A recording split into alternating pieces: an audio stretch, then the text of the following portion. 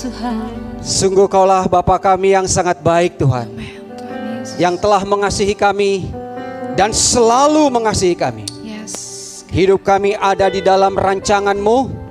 Setiap langkah kami tidak pernah sekalipun ditinggalkan. Itulah kekuatan kami sampai hari ini. Sebagai anak-anak yang selalu Kau kasihi, bahkan menjadi murid-murid-Mu Tuhan, yang sudah diberikan mandat ilahi supaya kami memberitakan kabar baik dan menjadikan semua bangsa murid-murid Kristus. Terima kasih untuk anugerah yang sempurna yang Kau berikan kepada kami, untuk kebenaran yang telah memerdekakan kami Tuhan Yesus. Ini semua adalah tentang Tuhan, bukan cerita kami. Terpujilah nama-Mu. Di dalam nama Yesus kami berdoa dan bersyukur. Setiap kita yang dikasihi dan diberkati katakan amin. Silakan duduk, Tuhan Yesus memberkati kita. Haleluya.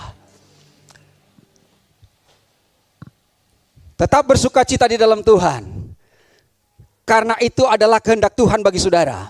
Bersukacitalah senantiasa di dalam Tuhan, bukan di dalam dunia yang gonjang-ganjing dan berubah-ubah ini.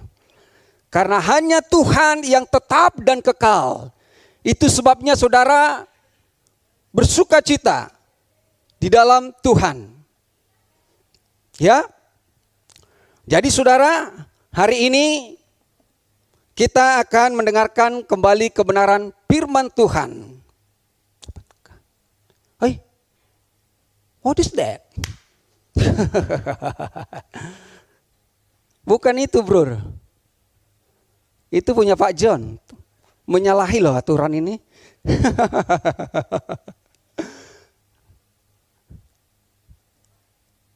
Oke. Ya. Hari ini ada kabar baik bagi kita ya. Setiap minggu di tempat ini selalu saudara diberitakan kabar baik, kabar sukacita bagi saudara. Dan hari ini tema kita adalah anak jadi murid.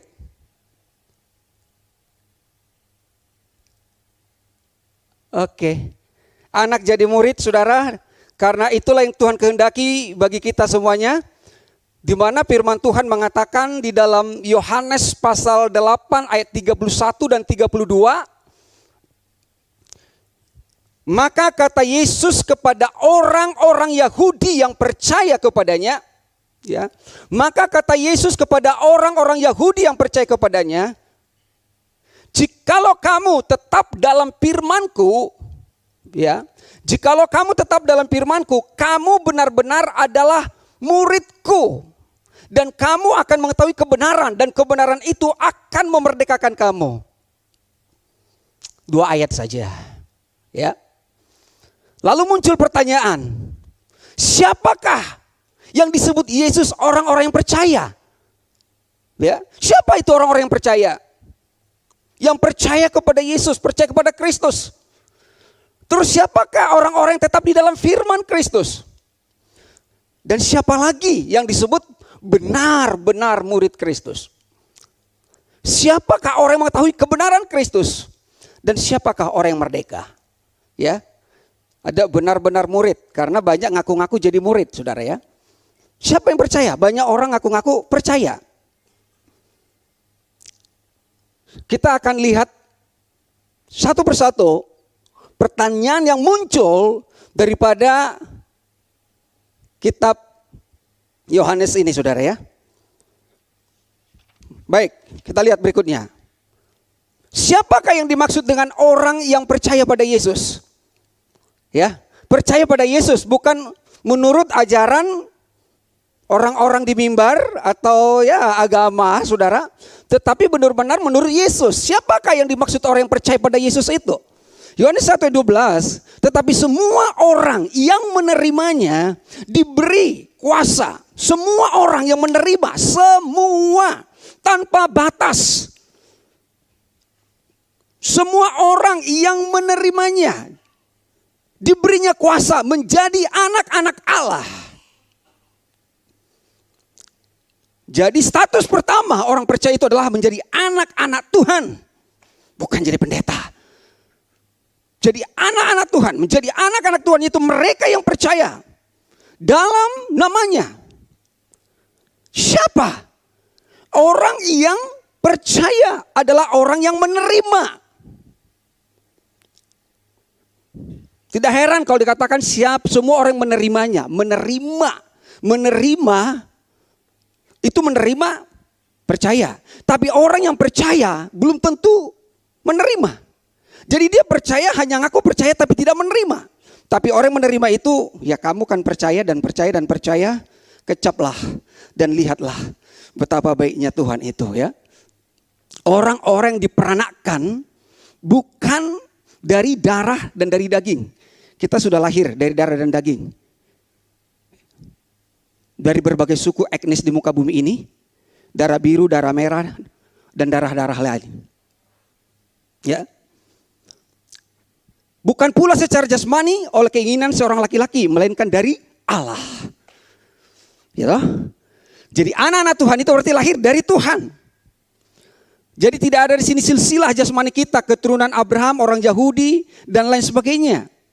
Suku Lewi dan suku-suku yang lain, saudara ya. Itulah yang disebut orang yang percaya pada Yesus. Jadi orang yang percaya pada Yesus itu adalah orang yang menerima Yesus. Jadi menurut Yesus ya, percaya menurut Yesus adalah orang yang lahir baru. Nah kan, menjadi anak-anak Tuhan. Lahir baru, saudara, telah menerima Yesus, maka dia disebut anak-anak Tuhan.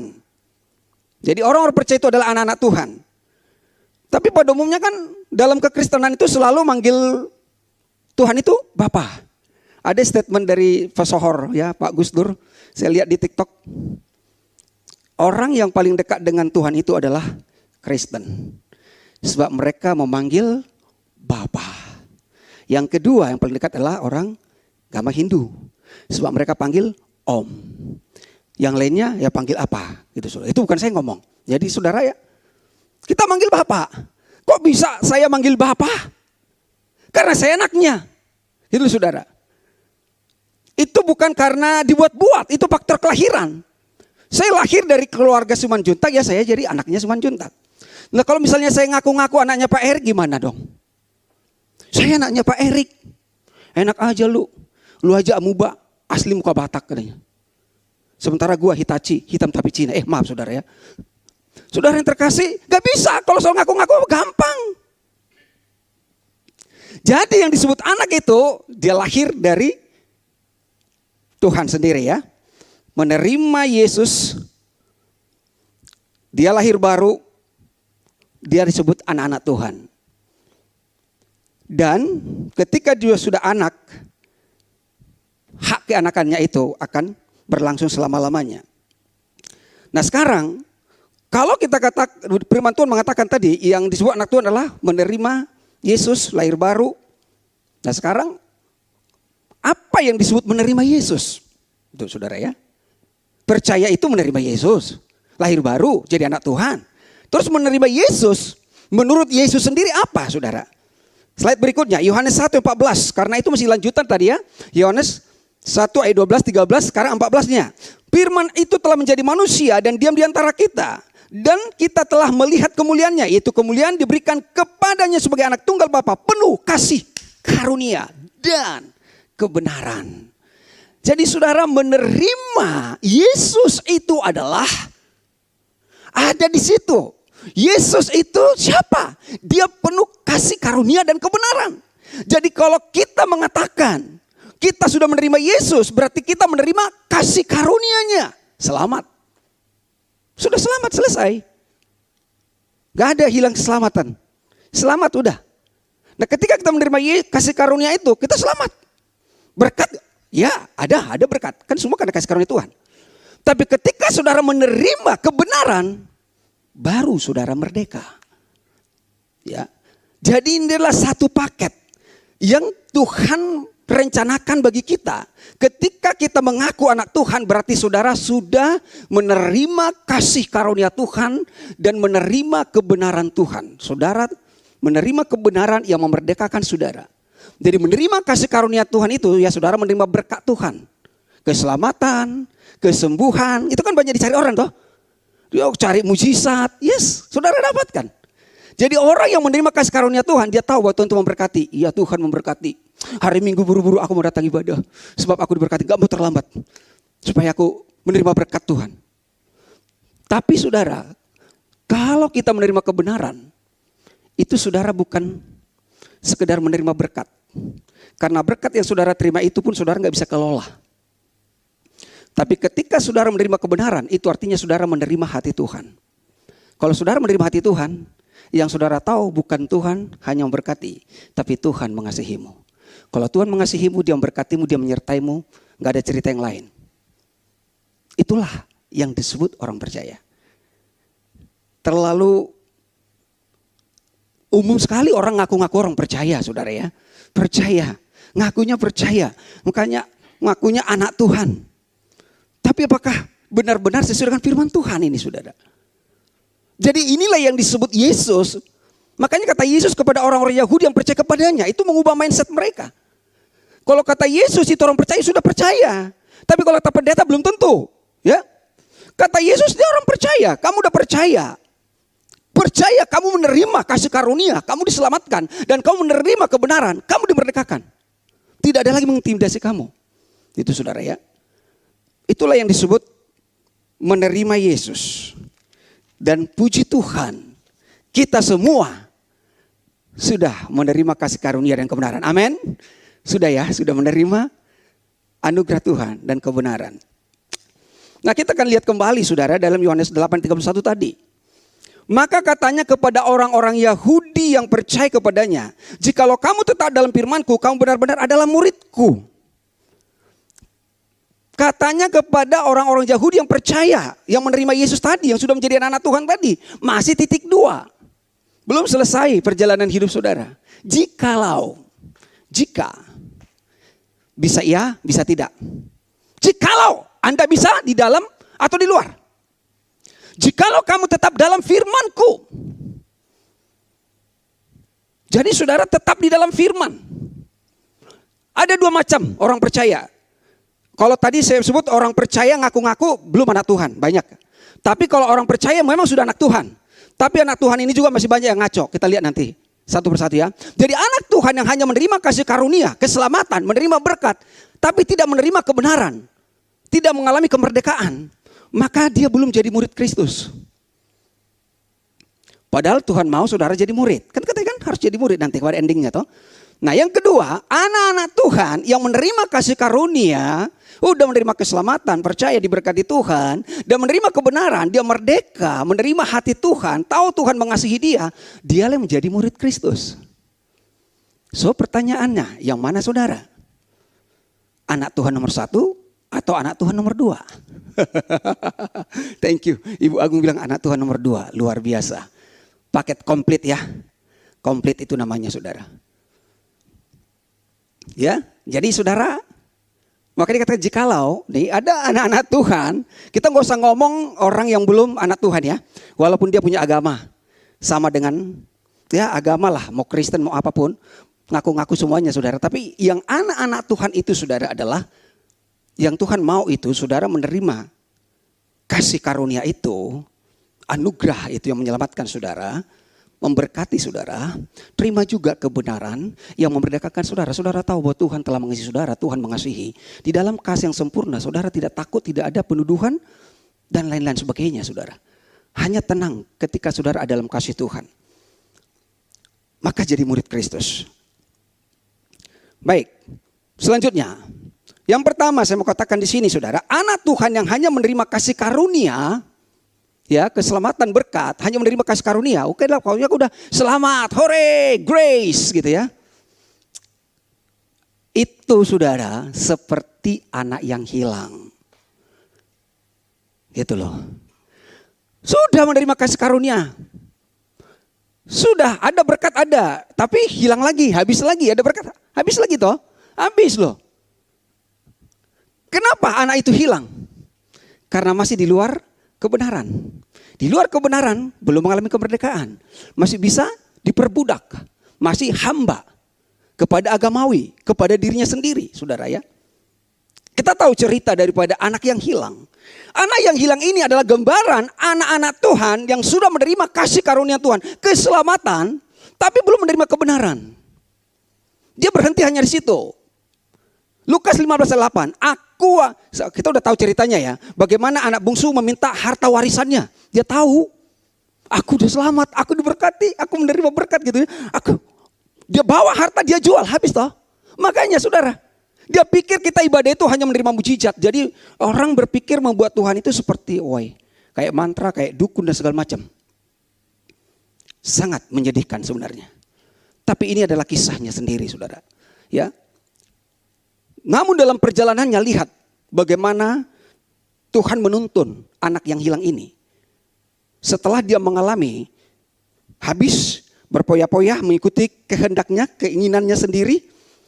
Karena dia belum merdeka, dia masih diperbudak oleh keinginannya, masih mengikuti ajaran-ajaran agamawi, saudara.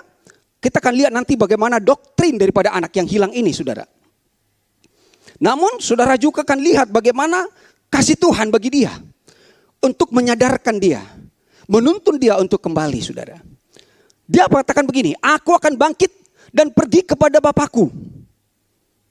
Dan berkata kepadanya, Bapa, aku telah berdosa terhadap sorga dan terhadap Bapa.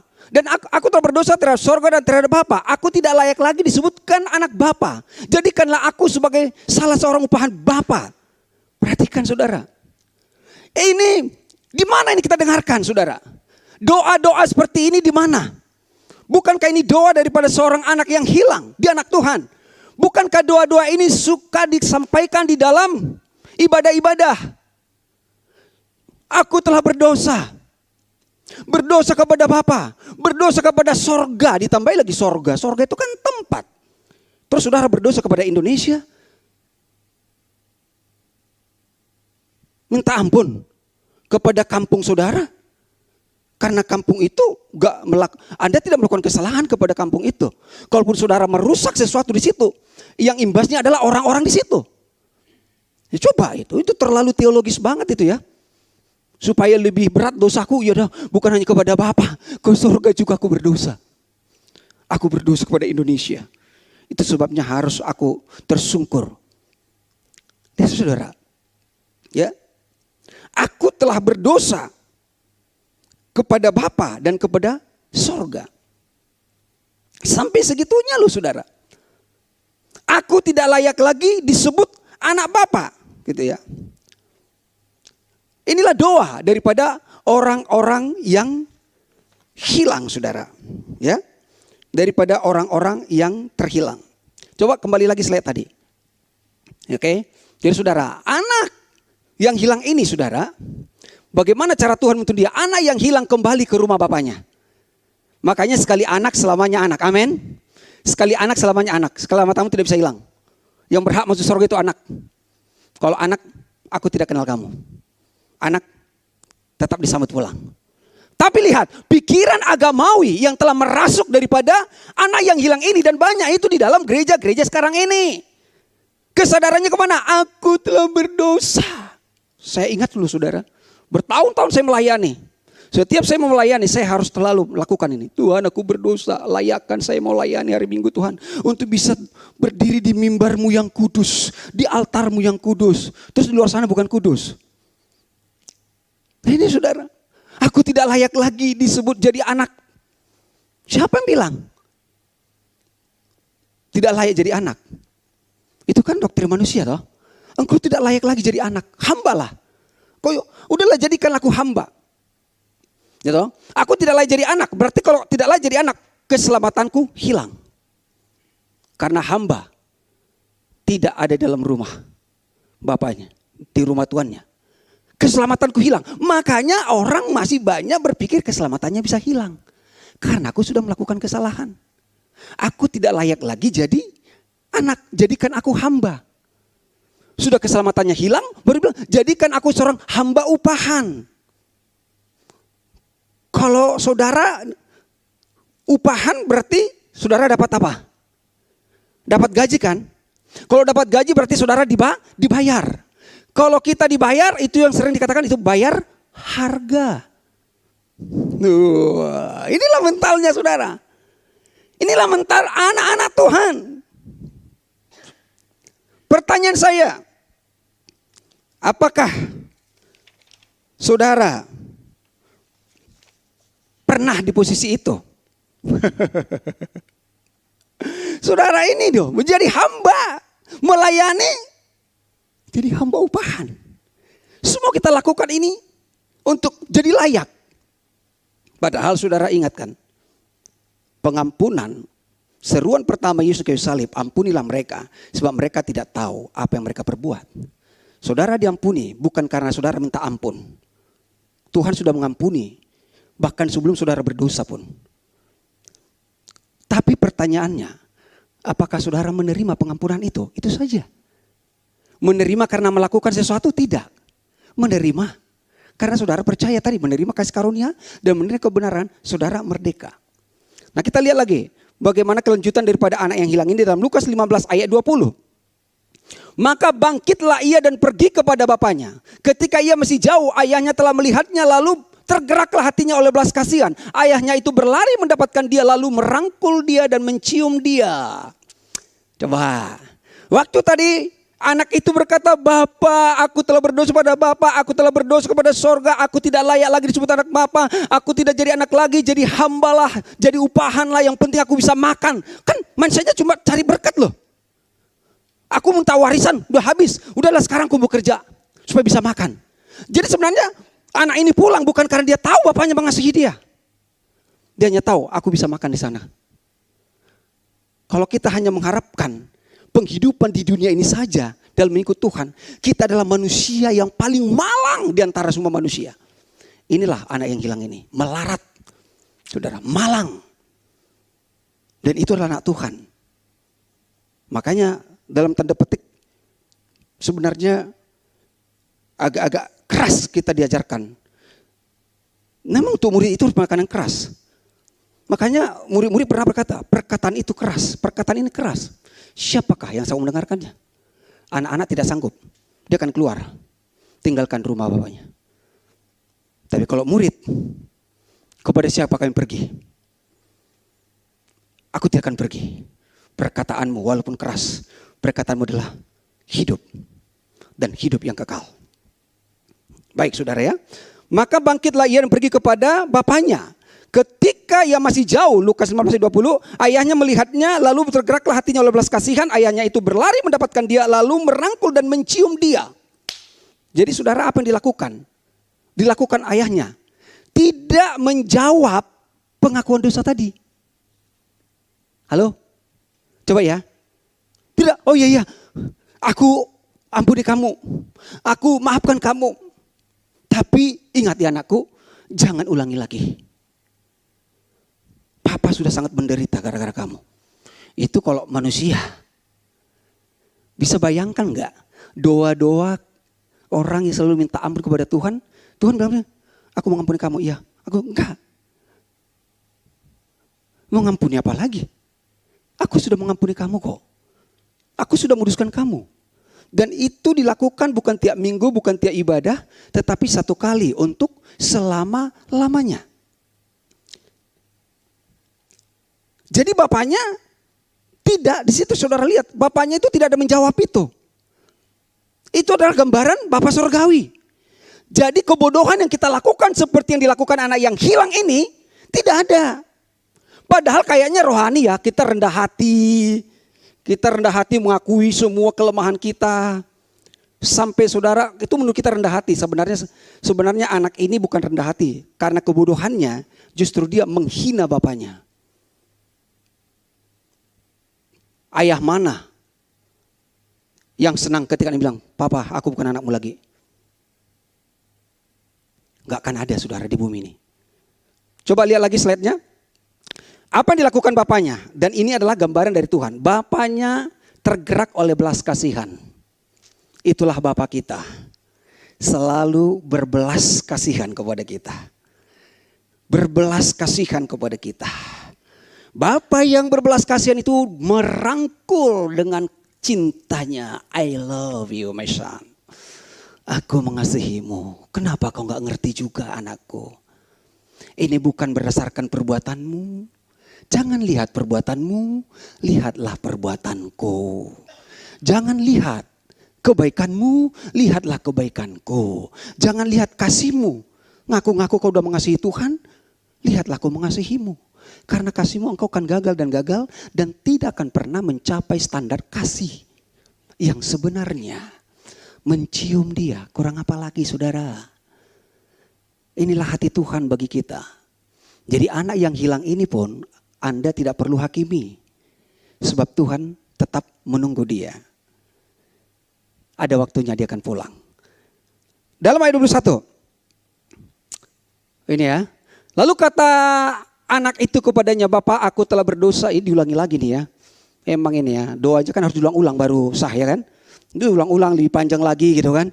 Oke, deklarasi lagi. Kata anak itu kepadanya, Bapak aku telah berdosa terhadap sorga dan terhadap Bapa. Aku tidak lagi disebutkan anak Bapa. Tetapi ayah itu berkata kepada hamba-hambanya. Dijawab enggak? WhatsApp-nya enggak dijawab ya, dilewatkan ya. Jangan tersinggung ya. Karena memang enggak perlu dijawab. Enggak ada gunanya. Sama aja seperti Hawa menjawab perkataan iblis, ular itu. Ya toh, kalau saudara enggak perlu dijawab.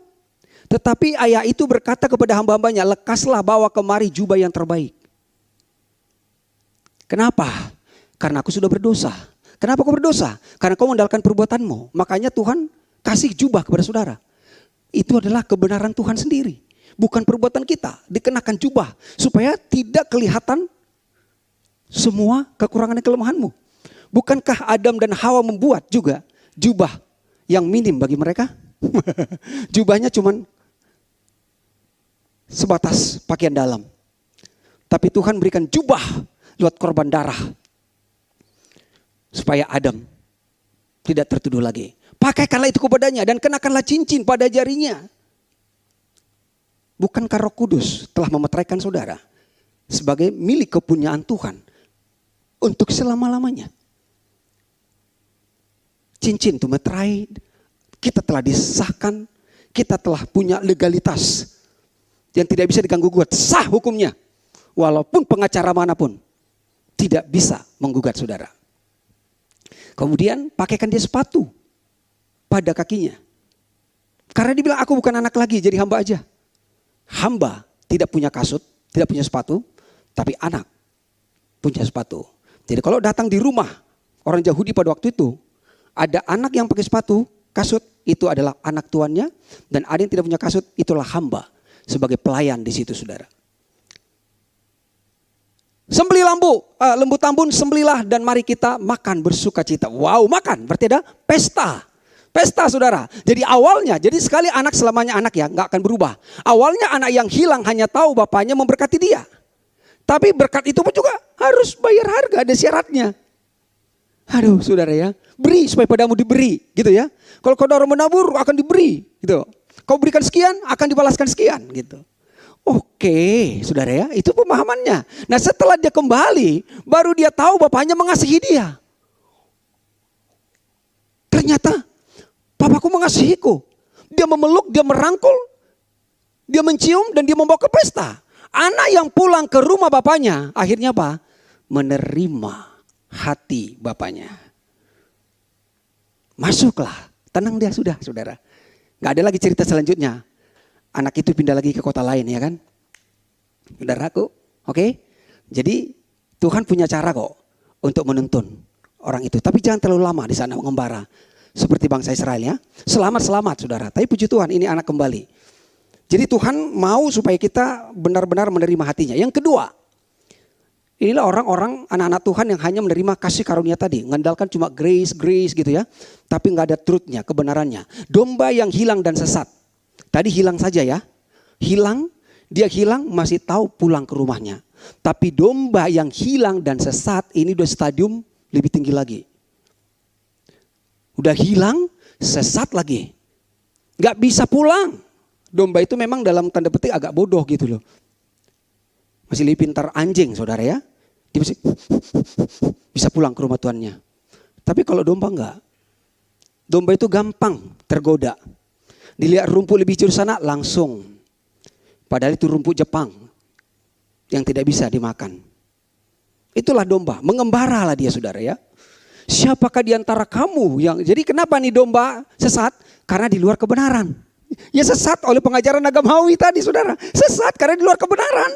Dan domba-domba ini banyak di gereja siap disembelih oleh pemimpin-pemimpin itu saudara ya. Bulunya diambil, diperas gitu saudara ya. Siapakah di antara kamu yang mempunyai 100 ekor domba? Dan jikalau ia kehilangan seekor di antaranya, tidak meninggalkan yang 99 ekor di padang gurun dan pergi mencari yang sesat itu sampai ia menemukannya. Perhatikan saudara, ayat ini mengatakan bahwa domba itu ternyata ada di padang gurun. Ya, di padang gurun. Jadi teringat bangsa Israel di padang gurun ya. Ya namanya di padang gurun saudara, makanan terbatas, air terbatas. Gak heran bangsa Israel. Ketika mereka haus, mereka marah, komplain kepada Musa dan komplain kepada Tuhan. Mereka lapar, mereka marah, mereka komplain kepada Musa, komplain kepada Tuhan. Halo, orang-orang yang mengatakan, oh Tuhan, kalau memang Tuhan sayang, kenapa Tuhan izinkan aku begini, Tuhan izinkan. I'm sorry, sejak kapan Tuhan mengizinkan itu bagimu? Emang Tuhan pembuat surat izin? Segala pemberian yang baik itu dari Tuhan. Yang tidak baik bukan dari Tuhan. Terus gimana? Kenapa terjadi? Yes, bisa terjadi. Tapi jangan salah. Tuhan turut bekerja dalam segala sesuatu untuk mendatangkan kebaikan. Karena kenyataannya dalam hidup kita tidak selalu yang baik terjadi. Tapi ketika yang baik tidak terjadi, jangan katakan, gak apa-apa Tuhan izinkan terjadi. No. Anda juga sudah menyalahkan Tuhan. Tuhan, apapun terjadi, aku percaya Tuhan turut bekerja. Yang tidak baik ini Tuhan ubahkan menjadi kebaikan dalam hidupku. Itu ya saudara. Jadi saudara, ini domba ini masih berada di padang gurun. Domba di padang gurun ngapain? Mengembara. Mengembara. Akhirnya tersesat di dalam ajaran agamawi dan nabi palsu. Mengembara. Saudara. Tersesat.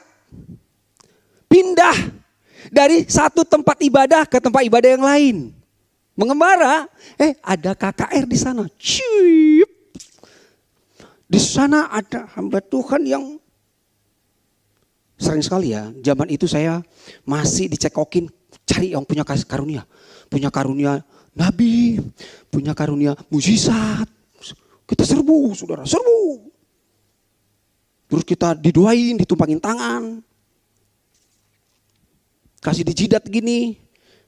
Saya alamin ya, kebodohan itulah. Jadi saya nggak malu ngaku, saya pernah di posisi anak yang hilang itu, dan saya juga pernah di posisi domba yang hilang dan sesat ini. Kalau saudara pernah nggak ya? Nggak ada yang berani ngaku. Saya pernah loh saudara, itu pernah saya alami 3 kali saya dari sini pergi ke Palembang, hanya untuk mencari urapan itu saudara. Sehingga pada malam terakhir, kita diurapi dengan minyak, pulang ke kota masing-masing pelayanan. Ya udah. Setelah itu kering lagi. Sesat dan mengembara. Mengikuti pengajaran. Pengajaran agamawi. Ini parah loh saudara sebenarnya ya. Lalu dikatakan dalam Lukas 15 ayat yang kelima. Berikutnya. Dan kalau ia telah menemukannya, ia menempatkannya di atas bahunya dengan gembira. Dan setibanya di rumah, ia memanggil sahabat-sahabatnya dan tetangga-tetangganya serta berkata kepada mereka, bersukacitalah bersama-sama dengan aku, sebab dombaku yang hilang itu telah kutemukan. Jadi domba yang hilang dan sesat itu dicari dan dibawa pulang. So don't worry. Gak apa-apa. Saya lah itu saudara. Saya udah dicari, saya udah dibawa pulang. Akhirnya ketemu di Hoge saudara ya. Domba yang dibawa pulang, ada pesta loh. Dia ketika dibawa pulang, dia menerima hati Bapa, menerima hati Tuhan. Sama seperti anak yang hilang tadi. Ketika dia dibawa pulang, baru dia menerima hatinya. Mari kita lihat di dalam, oke. Jadi menerima hati Tuhan. Itu dia saudara ya.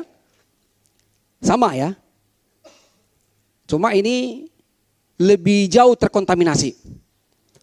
Lebih jauh terkontaminasi domba yang hilang ini. Jadi ada levelnya nih. Anak yang hilang, mengikuti kehendak sendiri, terus domba dia masih mengikuti ajaran agamawi juga. Tetapi ini lebih jauh lagi mengembara kemana-mana, saking dia udah terdoktrin begitu, nggak tahu lagi pulang, nggak tahu jalan arah pulang, muter. Ya Alzheimer ya, lupa ingatan. Thank you Pak Daniel. Nggak tahu pulang loh saudara. Ini kasihan banget ini. Jangan-jangan pulangnya pas detik-detik terakhir dia harus kembali ke rumah Bapak ya.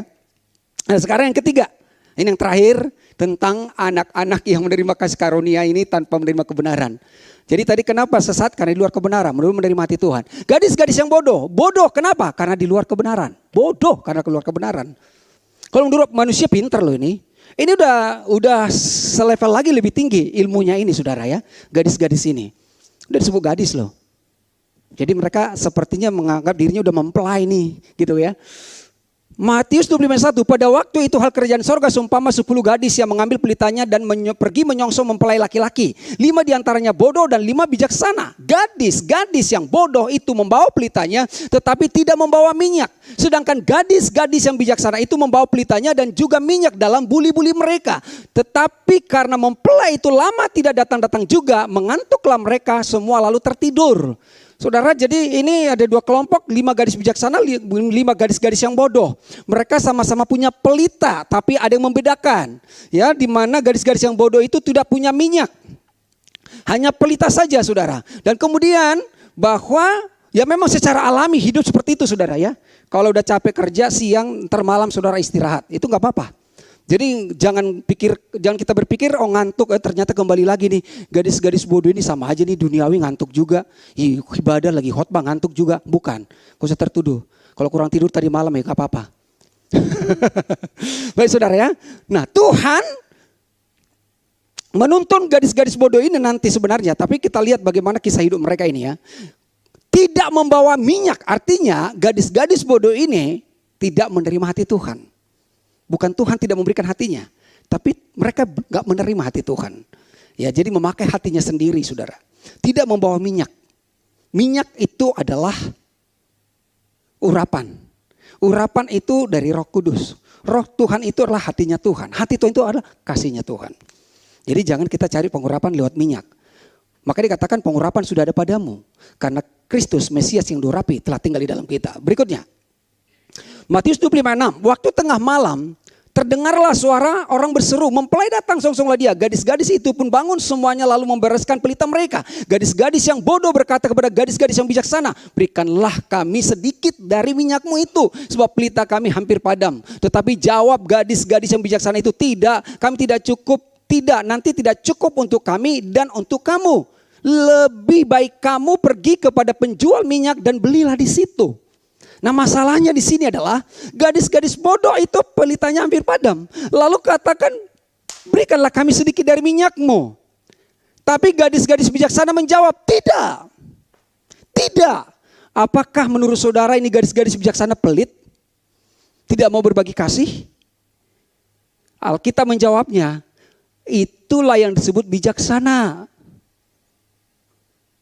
Sebab kalau dia mencoba membagi minyak itu, berarti dia kembali lagi jadi agamawi. Tapi jangan lupa bayar nanti ya, kira-kira begitu toh, saudara. Dia bijaksana bukan egois. Karena dia tahu hati Tuhan itu adalah pribadi-pribadi saudara. Nah, lalu gadis bijaksana berkata, pergilah kepada penjual minyak.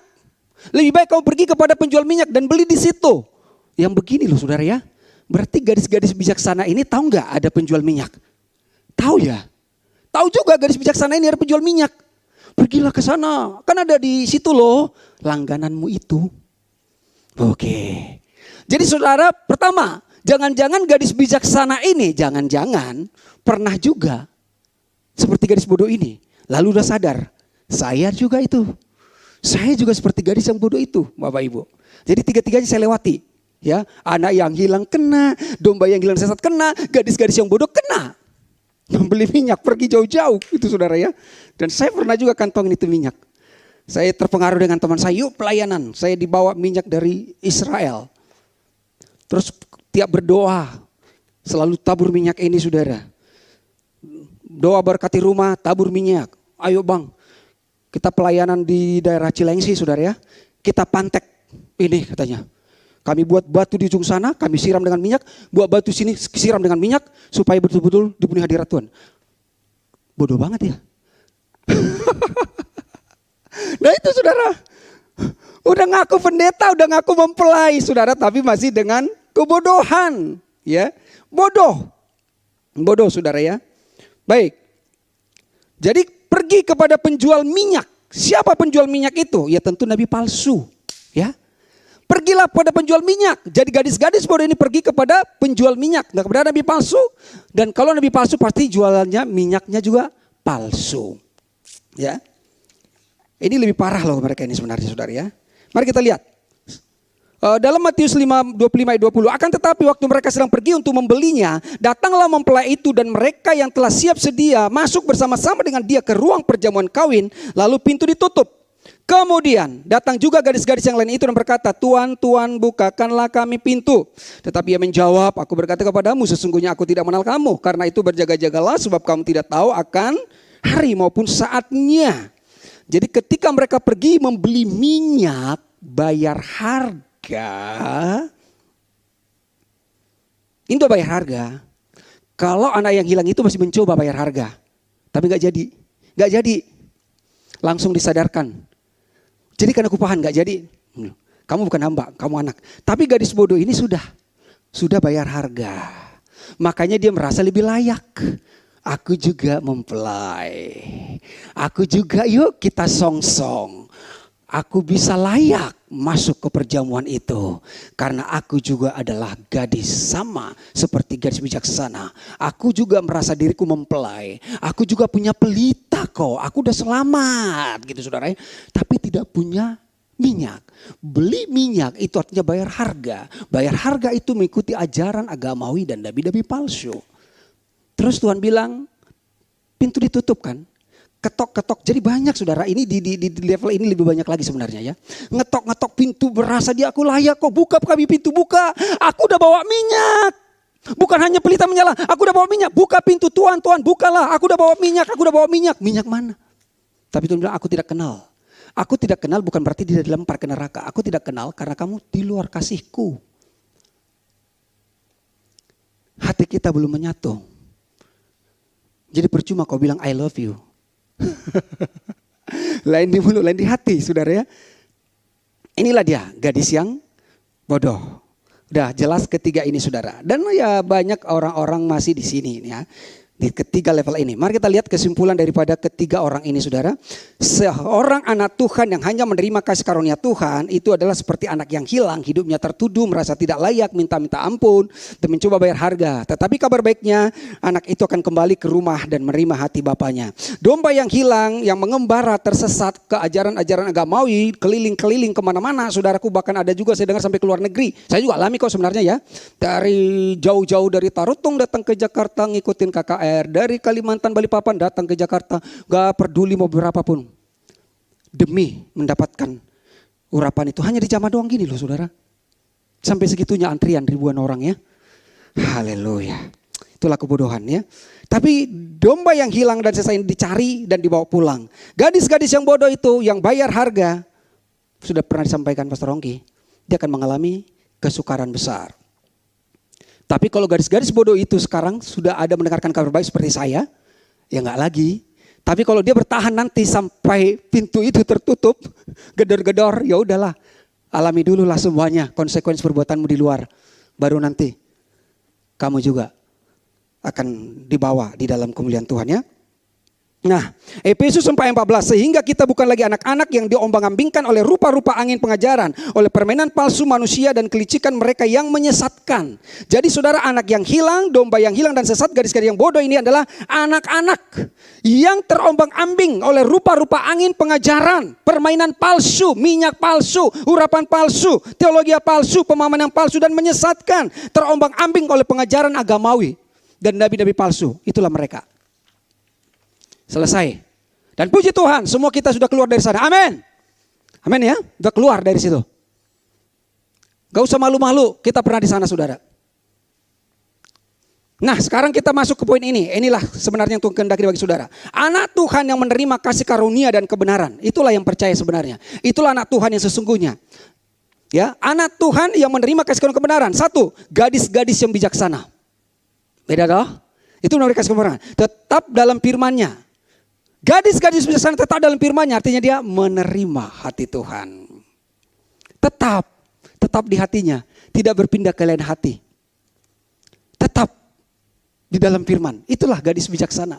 Matius 25:1, tetap pada waktu kalau kita coba seumpama 10 gadis yang mengambil pelitanya dan pergi menyongsong mempelai laki-laki, 5 diantaranya bodoh dan 5 bijaksana. Kita mau bahas yang bijaksana. Gadis-gadis yang bodoh itu membawa pelitanya tetapi tidak membawa minyak. Sedangkan gadis-gadis yang bijaksana itu membawa pelitanya dan juga minyak dalam buli-buli mereka. Yes, hati Tuhan sudah ada pada mereka. Sudah disimpan di dalam buli-bulinya. Tetapi karena mempelai itu lama tidak datang-datang juga, mengantuklah mereka. Lalu mereka tertidur. Jadi membawa minyak dalam buli-buli, artinya gadis-gadis bijaksana itu tinggal di dalam kasih Tuhan. Saudara sudah di situ semuanya. Tinggal di dalam kasih Tuhan. Nah setelah kita tinggal dalam kasih Tuhan, apa lagi? Dalam Matius 25 ayat 9. Come on.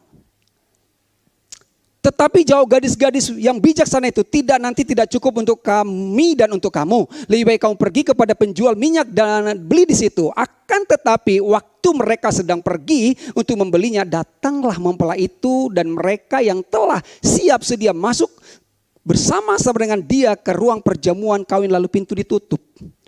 Jadi gadis-gadis bijaksana masuk ke ruang perjamuan kawin. Tinggal di dalam kerajaan sorga. Menikmati segala kebaikan Tuhan. Kalau bahasa umumnya sudah tinggal di zona aman. Ku ingin tetap di sini. Gua mah gak mau keluar menginjil, aku mau di sini aja. Udah enak. Ku ingin tetap di sini, itulah gadis bijaksana. Sudah menikmati, udah cukup bagus, sangat bagus. Tapi ada yang lebih bagus lagi. Jadi kalau tadi anak-anak yang hanya menerima kasih karunia ada 3 ya. Anak yang hilang, domba yang hilang dan sesat, dan gadis berbulu. Tapi anak-anak Tuhan yang sudah menerima kasih karunia kebenaran ada 2. Satu itu gadis bijaksana, dan terakhir ini murid Kristus. Ya, benar-benar murid Kristus artinya mengerti hatinya. Ada beda ya, menerima hati Tuhan sama seperti kedua calon mempelai. Sudah menerima hatinya, oke, menikah. Tapi kita belum mengerti benar hatinya. Makanya dalam perjalanan terjadi masalah gitu saudara. Tapi yang Tuhan rindukan bagi saudara lagi, sampai kita mengerti hati Tuhan. Itulah murid Kristus. Bukan berarti maksud saya saudara mengerti semuanya, enggak. Tapi sudah mengerti hati Tuhan, kita tidak hanya sekedar menikmati seperti gadis bijaksana tadi. Matius 20:19, karena itu pergilah. Inilah hati Tuhan itu saudara, gak usah cari-cari lah. Gimana hati Tuhan, ya hati Tuhan aku berkorban, hati Tuhan aku memberi. Enggak, karena itu pergilah, jadikanlah semua bangsa muridku dan baptislah mereka dalam nama Bapa dan Anak dan Roh Kudus. Dan ajarlah mereka melakukan segala sesuatu yang telah kuperintahkan kepadamu. Dan ketahuilah aku menyertai kamu senantiasa sampai kepada akhir zaman. Jadi murid Kristus itu saudara, dia diutus, ya, kata pergi. Gadis bijaksana nggak diutus, dia tinggal aja di situ, menikmati kasih mempelai. Tapi murid ini diutus untuk apa? Siapa mengutus? Yesus. Untuk apa? Menjadikan semua bangsa murid-murid Kristus, bukan murid dia. Karena banyak orang mau menjadikan jemaat-jemaat jadi muridnya. Sehingga jemaat itu saya murid si anu gitu loh saudara ya. Apa? Ajarkanlah mereka akan segala sesuatu. Apa diajarkan? Tuhan adalah kasih, Tuhan mengasihimu. Gak ada yang berubah, Tuhan tetap mengasihimu dalam kondisi apapun. Dan apa kata Tuhan kepada murid-murid ini? Mereka disertai sampai kepada akhir zaman. Jadi murid-murid ini saudara disertai sampai kepada akhir zaman. Itulah yang disebut murid-murid Kristus. Jadi saudara mereka mengerti hati Tuhan. Tadi belum menerima hati Tuhan, sekarang sudah menerima hati Tuhan. Mempelai gadis bijaksana menerima hati Tuhan. Dan murid-murid Kristus ini mengerti hatinya Tuhan. Itulah yang selalu disampaikan kepada kita. Supaya kita menjadi murid-murid Kristus. Nah, kesimpulan daripada kedua hal ini, saudara. Ini slide terakhir saya. Seorang anak Tuhan yang menerima kasih karunia dan kebenaran akan bertumbuh. Ya, kasih karunia dan kebenaran. Bertumbuh dari apa? Anak Tuhan sudah menerima berkat, menerima hatinya. Maka dia menjadi mempelai. Itulah mempelai tadi menerima hati Tuhan. Dan murid Kristus mengerti hati Tuhan. Efesus 4:15. Tetapi dengan teguh berpegang pada kebenaran, di dalam kasih kita bertumbuh. Di dalam segala hal ke arah Dia, Kristus yang adalah kepala. Ya.